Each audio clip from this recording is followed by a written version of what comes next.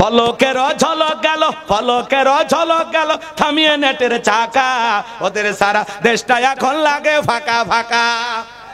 কোথায় গেল সংসদেতে মমতাজের গান, কোথায় গেল হযরত বলা শামীম ওসমান। 70 রাকাত তাহাজ্জুদ পড়তো, বিরাট বড় আল্লাহর ওলি দাবি করতো। কিন্তু 5ই আগস্টে 24 সালে ভাগ্যে কি আছে এ আল্লাহর ওলিরা জানতো না।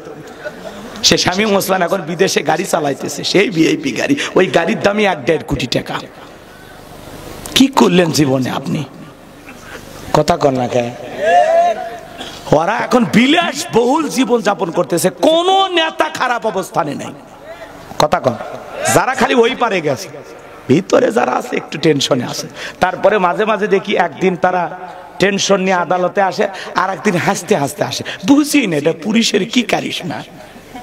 কথা কন। কারণ ওর কাছে যে টাকা আছে, আরে ভাই জেলখানার টাকা দিলে মদ গাঁজা পাওয়া যায়।